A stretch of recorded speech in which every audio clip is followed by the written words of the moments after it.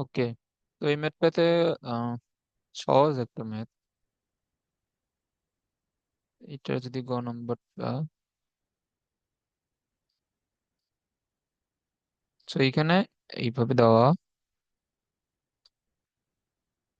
এটা পি, এটা ও, এটা এ, এটা বি। এইখানে কিউ 1 চার্জ, এইখানে কিউ 2 চার্জ, এবং Q1 Q2 মান হচ্ছে -4 10 ইনভার্স -6। Q2 এরও মান হচ্ছে -4 10 ইনভার্স 6। এখন বলছি Q1 Q2 চার্জের জন্য ও বিন্দুতে বিভব। এখন এইখানে ও থেকে পি, ও থেকে এ, ও থেকে বি, সবগুলো ডিস্টেন্স হচ্ছে 10 সেন্টিমিটার করে। সো এই ডিস্টেন্স গুলো 10 সেন্টিমিটার। ওকে, তাহলে ও বিন্দুতে মোট বিভব কি হবে? Just VA plus VB। তো এটা কি হবে? Q1/R1, Q2 divide by R2। কে তো সবার ক্ষেত্রেই সেম, আর এখানে আরো দুইটার জন্য সেম। তাহলে কে তুমি যদি কমন না, উপরে 9 × 10⁹ নিচে আর যেহেতু সেম 10 সেন্টিমিটার, 0.1। আর Q1 এর মান কত? Q1 Q2 দুইটাই সেম না, তাহলে এটা কি হবে? -2 × 4 × 10⁻⁶। এটা বুঝছো? হ্যাঁ। ওকে, তাহলে এখানে অ্যান্সারটা কি হইতে পারে? এখানে এটা ক্যালকুলেটর ছাড়া বলো তো।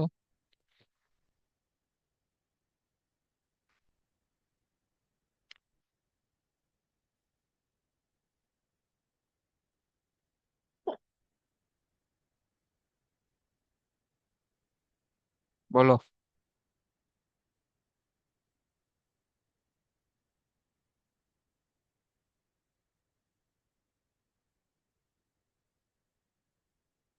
এগুলো ফার্স্ট ক্যালকুলেশন করা শিখতে হবে। এই যে আমি যদি 0.1 দ্বারা ভাগ করি, তাহলে 10⁻⁹ থেকে এটা কি হবে? 0.1 দ্বারা ভাগ করলে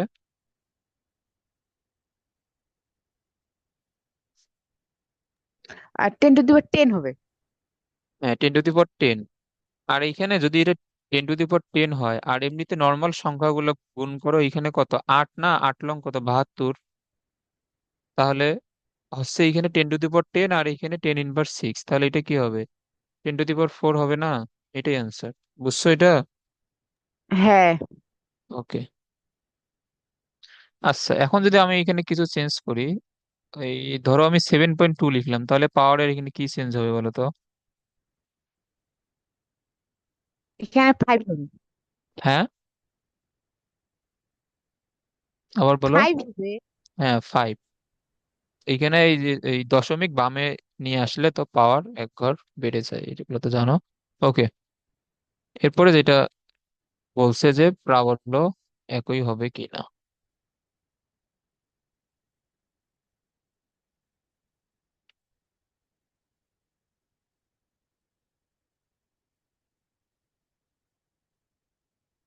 বর্ণিত চার্জের জন্য ও এবং পি বিন্দুর তড়িৎ প্রাবল্য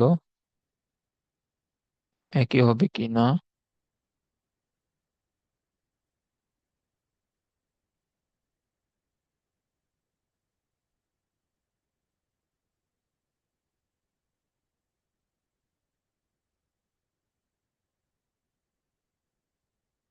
So, এইখানে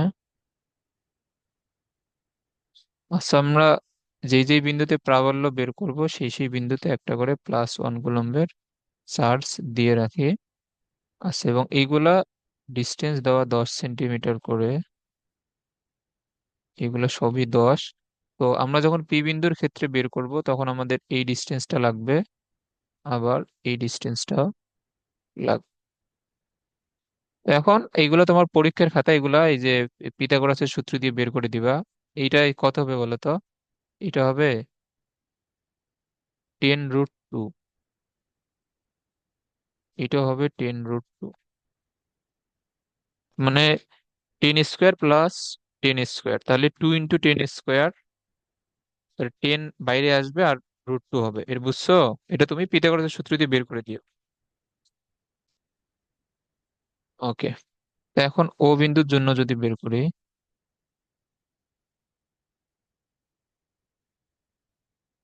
আচ্ছা, ও বিন্দুর জন্য এই যে প্রাবল্যের এই এই ডিরেকশনটা হবে কোন দিকে? এ বিন্দুর জন্য ও বিন্দুতে প্রাবল্য এখানে কোন দিকে হবে বলতো?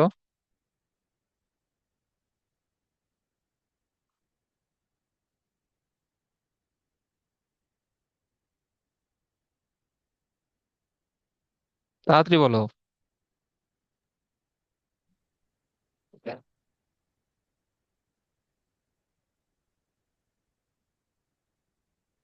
বিয়ের দিকে। বি এর দিকে বলতে, না না, তাহলে এ কি? বিন্দু চার্জের জন্য প্রাবল্য ডিরেকশন এই ও, যেন এ বিন্দুর জন্য তারা তো এর দিকে হবে। হ্যাঁ, এটা হবে ও থেকে এ এর দিকে, যেহেতু একটা প্লাস একটা মাইনাস আকর্ষণ। এটা হবে বি এর দিকে।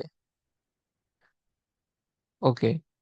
তাহলে ও বিন্দুতে লব্ধি প্রাবল্য এই কি হবে বলো তো? দুইটা বিয়োগ হবে। হ্যাঁ, দুইটার বিয়োগ হবে।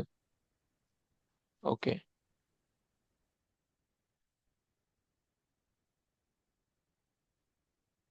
আমরা সূত্র কি জানি? কে Q1/R1 স্কোয়ার, কে Q2/R2 স্কোয়ার। কে তুমি কমন নাও, 9 × 10⁹। Q1 কত?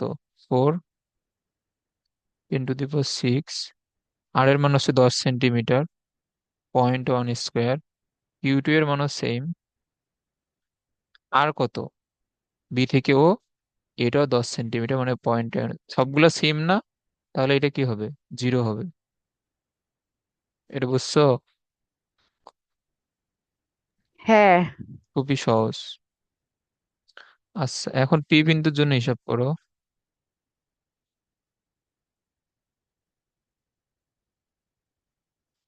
আচ্ছা, এখন পি বিন্দুর জন্য এ বিন্দু চার্জের জন্য ডিরেকশন হবে কোনটা এখানে? এর দিকে। হ্যাঁ, এর দিকে বলতে পি থেকে এর দিকে, এইটা। তো আমি যদি এটাকে E3 যদি দেই, আর এর জন্য সেম ভাবে এই দিকেই হবে, এটাকে আমি নাম দিলাম E4। ওকে। তাহলে E3 হচ্ছে এ বিন্দুর জন্য কে Q1/R1 স্কোয়ার, 4 10⁻⁶। আর এটা কত? 10√2। এখানে এখানে কি সেন্টিমিটারে আছে কিন্তু, এটা এটা খেয়াল রাখবা। তাহলে তুমি এটার মান যদি বের করো, 10√2 / 100, তাহলে এটা আসবে 0.141 এর উপরে স্কোয়ার। আচ্ছা,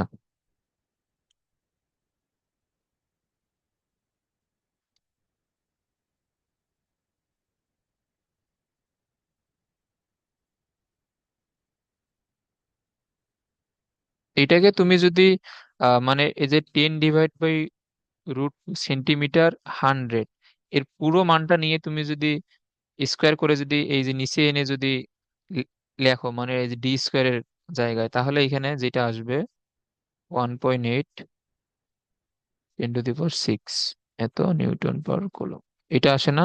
এটা আসে। বাট এই যে E4 সেম হবে না? দেখো, চার্জের মান আর সবকিছুর মান কিন্তু সেমই। হ্যাঁ।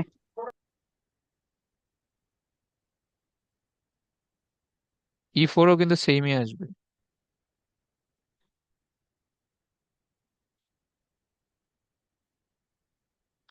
আচ্ছা, এখন E3 আর E4 এর মধ্যবর্তী কোণ এই এই কত হবে? এটা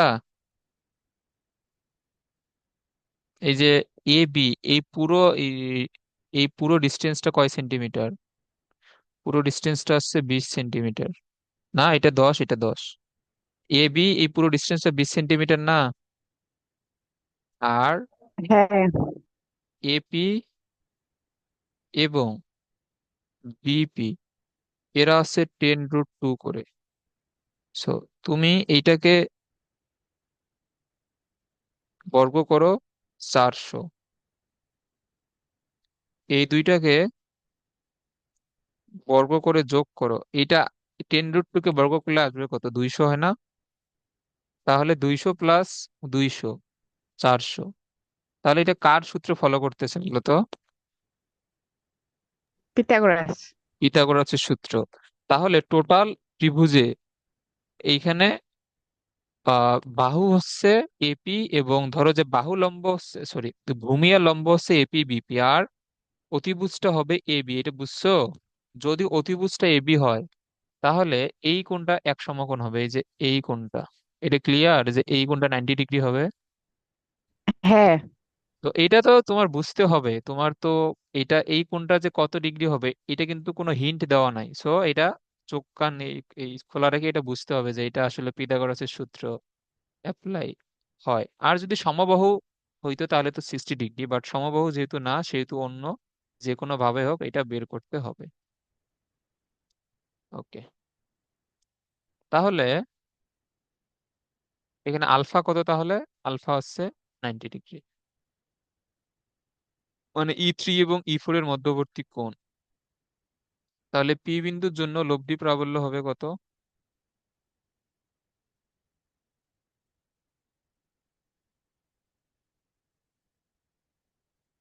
এখন এই যে আগে যেমন ভাবে করলাম,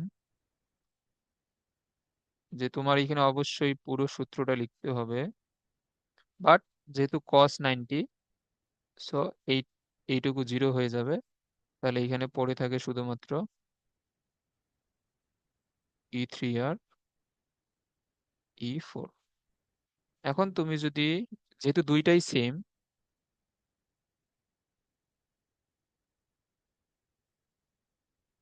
সো তুমি যদি মান এখানে দাও তাহলে এটা আসবে 2.5455 10⁶ নিউটন পার কুলম। তো প্রশ্নে যেটা জিজ্ঞেস করছে একই হবে কিনা, তাহলে অ্যান্সার কি হবে? একই হবে না। ওকে, এটা ক্লিয়ার এই ম্যাথটা?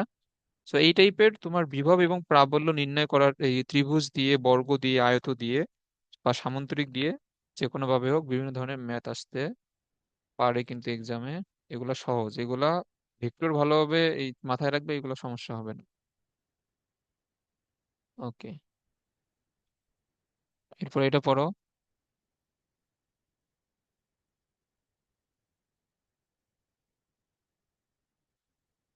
এই যে দেখো, এই ম্যাথটা তুমি যদি আগের সকল ম্যাথ যদি তুমি বুঝে থাকো, এই ম্যাথটা খুব ইজিলি সলভ করা যায়, এবং এটা কিন্তু এমসিকিউ তে আসার মতো একটা ম্যাথ। তোমার বর্গক্ষেত্রের চার শীর্ষবিন্দুতে এই পরিমাণে চার্জ আছে, কেন্দ্রে বিভব নির্ণয় করতে বলছে। তো কেন্দ্রে বিভব কি হবে? চারটা শীর্ষের বিভবের যোগফল হবে না? হ্যাঁ। আচ্ছা, বিভবের সূত্রে তো সবার ক্ষেত্রে কে আছে, এবং সবার ক্ষেত্রে কিউ কিন্তু সেম। এই বুঝছো, এটা সবার ক্ষেত্রে যে কিউ সেম হবে, কারণ চারটা কর্নারই তো সেম হুম। সেম। এবং চারটা কর্নার থেকে কেন্দ্রে বিভব বের করতে বলছে, চারটা কর্নার থেকে কেন্দ্রের ডিস্টেন্সও সেম হবে। এটা ক্লিয়ার? এখন এইখানে হুম। কোন কর্নার থেকে কেন্দ্রের এই ডিস্টেন্স কি বলতো? কর্ণের দৈর্ঘ্যের অর্ধেক। তাহলে এখানে কর্ণের এই দৈর্ঘ্য কি হবে? 2√2, যেহেতু √2 না, ডিভাইড বাই 2। তাহলে এটা কি হবে? √2 হবে না? হ্যাঁ। এখন একটা জিনিস খেয়াল করো, যেহেতু চারটার জন্য বিভব সেম, সেহেতু আমি এখানে 4 গুণ করে দিলাম। এটা কিন্তু এমসিকিউ তে আসার মতো একটা ম্যাথ। ডিভাইড বাই √2, এটার অ্যান্সার ইজ যে কত বলো তো? 8 লং 72/√2, এটা বুঝছো? 4 লং 36, 36 × 72, 10⁹, 18⁻৯ বাদ /√2, এটা ক্লিয়ার? হ্যাঁ।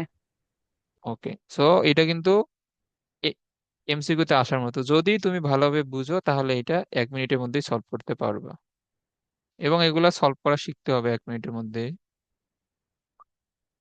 কোনো বর্গক্ষেত্রে 3টি কৌণিক বিন্দুতে চার্জগুলো দেওয়া আছে।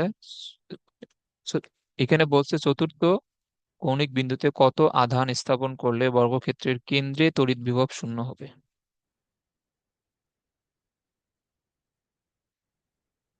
আচ্ছা, এখন দেখো আমাদের যেহেতু বিভব, সেহেতু আমাদের কোনো চিত্র আঁকার দরকার নাই।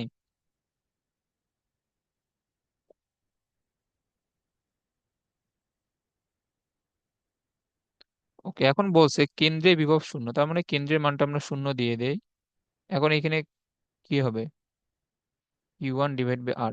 এখন দেখো সবার ক্ষেত্রে আর সেম হবে না, এই যে যেহেতু তোমার শীর্ষবিন্দু থেকে এই কেন্দ্রের জন্য সবার জন্য কিন্তু আর এর মানটা সেম হবে।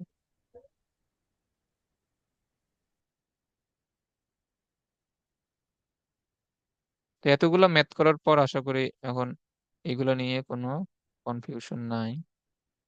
তো তুমি K/R কিন্তু কমন নিতে পারো। আর Q1 এর মান কত? একটা হচ্ছে 6 10⁻৯, আর একটা হচ্ছে মাইনাস, তাহলে এটা হবে -10⁻৯, আবার একটা প্লাস 14 10⁻৯, আর তোমাকে Q4 এর মানটা বের করতে হবে। এখন তুমি যদি কে আর আর কে ভাগ করে দাও, এটা হবে 0। আর এটা কত? 6 আর 14 মিলে 20, 20 থেকে 12 বাদ দিলে 8 10⁻৯ Q4। তাহলে Q4 এর মান হবে কত? -8 × 10⁻৯, এটা বুঝছো? হ্যাঁ, ওকে,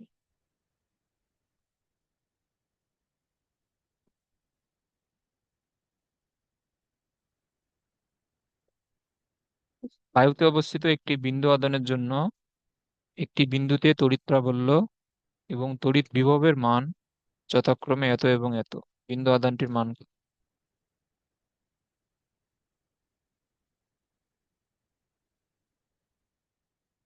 একটি বিন্দু আধানের জন্য একটি বিন্দুতে তড়িৎ প্রাবল্য এবং তড়িৎ বিভবের মান এত এবং এত, আধানটির মান বের করতে বলছে। ওকে,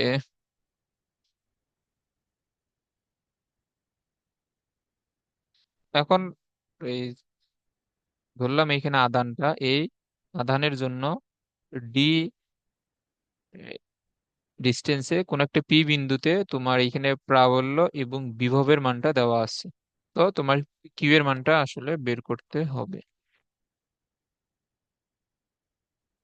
ওকে, তাহলে এখানে সূত্রগুলা এই যে কি কি হবে এখানে?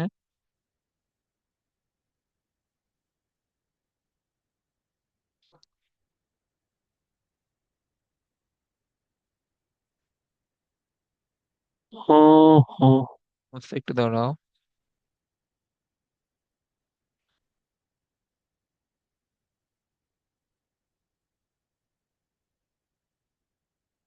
ওকে, তো আমরা তো আহ, সূত্রগুলো জানি, যে প্রাবল্যের সূত্র কি?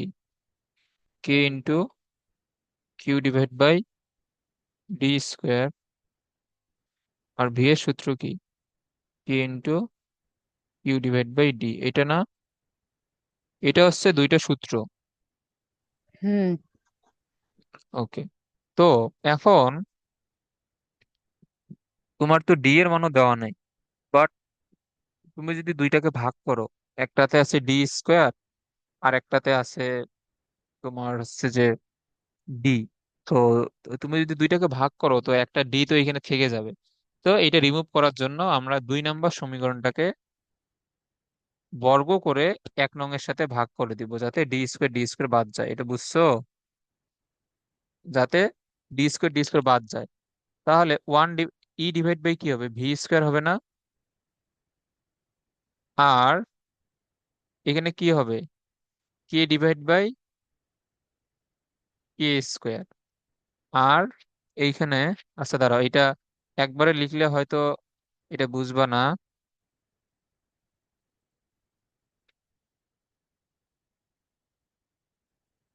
এইখানে এ, থাকবে কি, Q into K divide by D square, আর নিচে আমি যদি ভাগ, এই যে বর্গ করে ভাগ করি, এখানে থাকবে কে স্কোয়ার কিউ স্কোয়ার, নিচে থাকবে ডি স্কোয়ার। এরকম না? এখন তো আশা করি বুঝবো। ওকে, তাহলে দেখো এই যে ডি স্কোয়ার কিন্তু বাদ দেওয়া যায়, তাহলে এখন থাকবে উপরে কিউ ইন্টু কে, নিচে থাকবে কে স্কোয়ার কিউ স্কোয়ার। তাহলে E divide by V square সমান কি হবে, কে ইন্টু কিউ। এখন আশা করি এটা বুঝছো। তাহলে ই এর মান হচ্ছে 20, ভি এর মান হচ্ছে কত, 10, 10 স্কোয়ার, 1 ডিভাইড বাই কে এর মান কত, 9 × 10⁻৯। কিউ এর মানটা বের করতে হবে। সো কিউ এর মান বের করার জন্য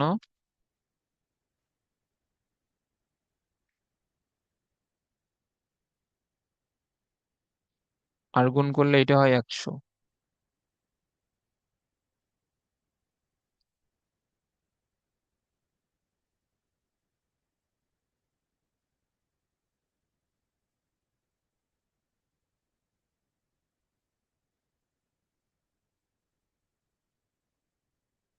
তো এটা আসবে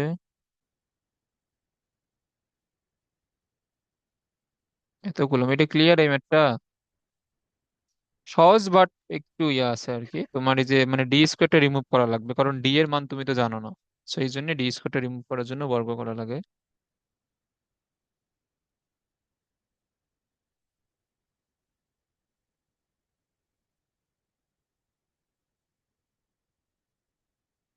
এত মিটার ব্যাসে, তো এখানে ডায়ামিটার দেওয়া কত, 0.24।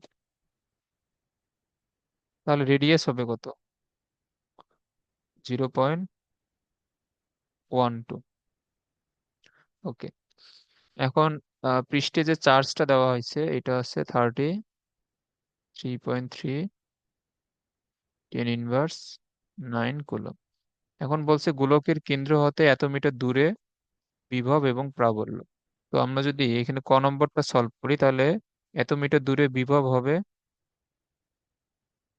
ইউ ডিভাইড বাই ডি, 9 × 10⁻৯। কিউ এর মান এইটা। এই ম্যাথে কিন্তু ছোট্ট একটা জিনিস আছে, যদি এটা মিস করো তাহলে ম্যাথ ভুল হয়ে যাবে। ডি কত, ডি হচ্ছে 0.5।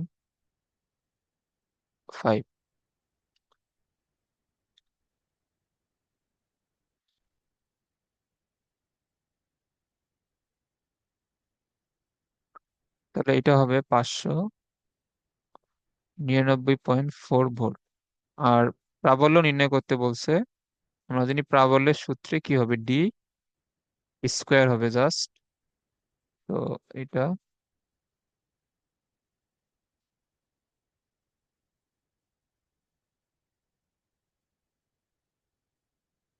সহজ ম্যাথ যদিও।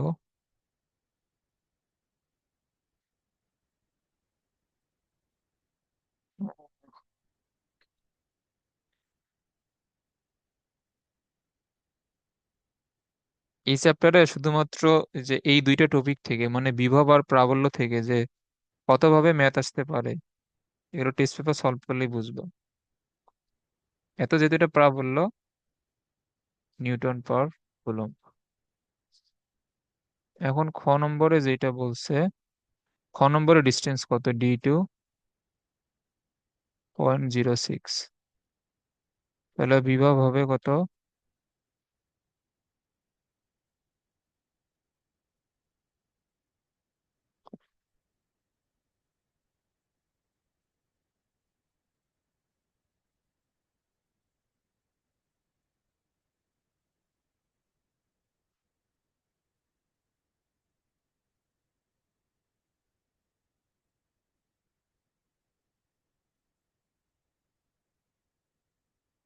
এত ভুল!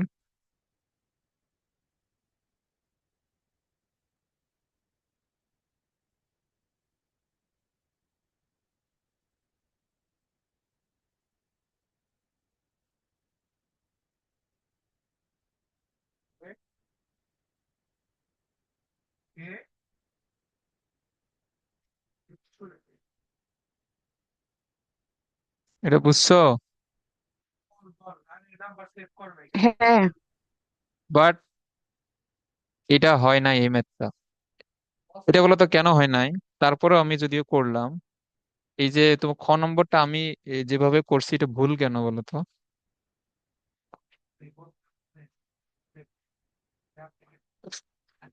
তো আমি তো করলাম এমনিতে, বাট এটা ভুল হইছে। এটা ভুল কেন বলো?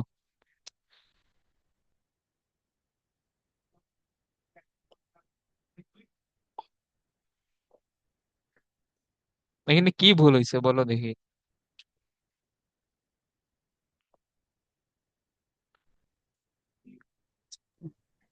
কিউ এর মান। না, এখানে কিউ এর মান তো ওই ঠিকই আছে। এই কিউ এর মান কোথাও কি ভুল লিখছি? না, ভুল লিখে নেই তো। তাহলে তো এটা তো কালকে বলছিলাম, এখানে ভুলটা যে ধরতে পারতেছে না। এখানে দেখো, এখানে তো ব্যাসার্ধ কত? ব্যাসার্ধ হচ্ছে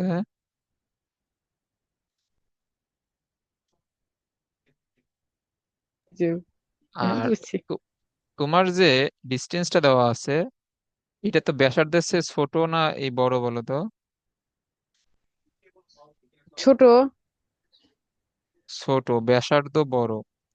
তো কালকে যেটা বলছিলাম, যে যদি ব্যাসার্ধের চেয়ে ছোট ডিস্টেন্স দেওয়া থাকে, তাহলে বিভবের সূত্রে এইখানে কখনোই ওই ডিস্টেন্সটা ইউজ করা যাবে না। এখানে কোনটা ইউজ করা লাগবে?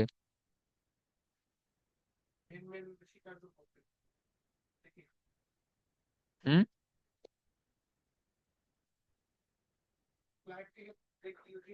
এখানে কোনটা ইউজ করা লাগে যদি ব্যাসার্ধের চেয়ে ছোট ডিস্টেন্স দেওয়া থাকে? ব্যাসার্ধের মান। হ্যাঁ, তাহলে ব্যাসার্ধই কিন্তু ইউজ করতে হবে।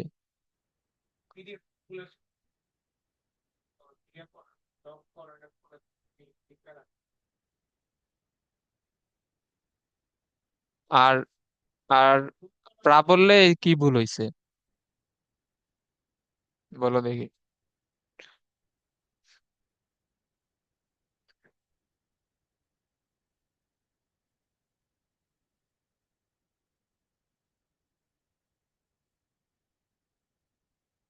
প্রাবল্যে কি ভুল হয়েছে বলো?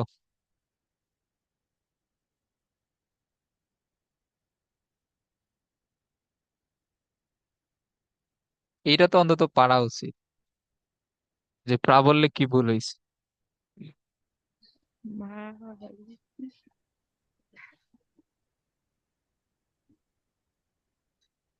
এ- এই যে দেখো, তাহলে তুমি ক্লাস রিভিশন দিয়ে আসো নাই।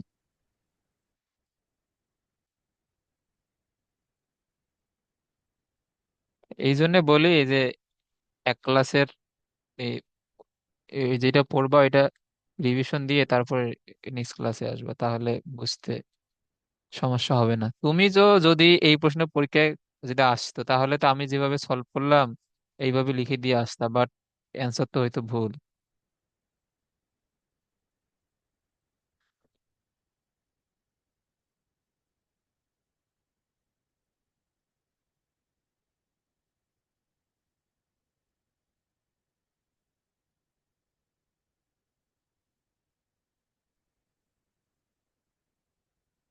ওকে, এখন তোমার রেডিয়াসটা হচ্ছে, এটা কত? 0.12 মিটার। আর তোমার যে পয়েন্টে এখানে অনম্বরে যে তোমার বিভব আর প্রাবল্য বের করতে বলছে, এটা কত? 0.06 না? এত মিটার এই ডিস্টেন্সে তোমাকে প্রাবল্য বের করতে বলছে। সো এই পয়েন্টটা গোলকের ভিতরে না? এই পয়েন্টটা গোলকের ভিতরে অবস্থিত না? হ্যাঁ। এ- এই পয়েন্টে কি প্রাবল্য হবে? এই পয়েন্টে? না, না, শূন্য। হ্যাঁ, এই পয়েন্টে প্রাবল্য কিন্তু শূন্য।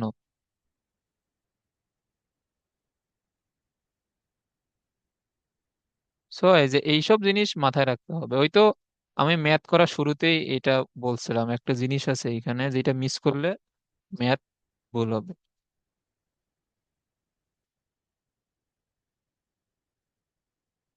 গোলকের অভ্যন্তরে অবস্থিত